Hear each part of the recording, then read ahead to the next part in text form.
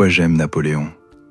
Ce n'est pas pour ses batailles, ce n'est pas pour ses conquêtes, c'est pour ce qu'il a laissé dans notre vie quotidienne, souvent sans que nous en ayons conscience. On garde de lui l'image d'un conquérant, mais Napoléon était aussi un homme profondément instruit, un homme de travail.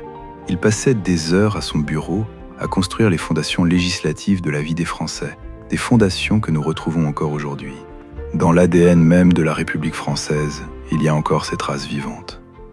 Le Code civil, qu'il tient ici entre ses mains, continue d'organiser silencieusement notre société. C'est cet homme-là que j'ai voulu transmettre dans cette sculpture, pas seulement l'empereur, mais le législateur, l'homme qui pense. Dans ses œuvres, il est assis et il lit.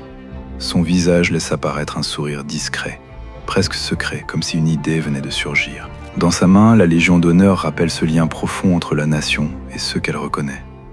J'ai choisi une posture volontairement moderne, une présence calme et intérieure, un instant où l'histoire semble encore être en train de s'écrire.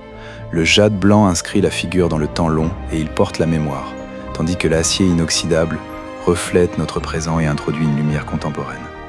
Mon travail cherche souvent ce dialogue entre les siècles, et réaliser cette sculpture m'a permis de mieux comprendre la passion de Napoléon pour la France. Et pour moi, qui ai vécu de très nombreuses années à l'étranger, cette réflexion est devenue très personnelle.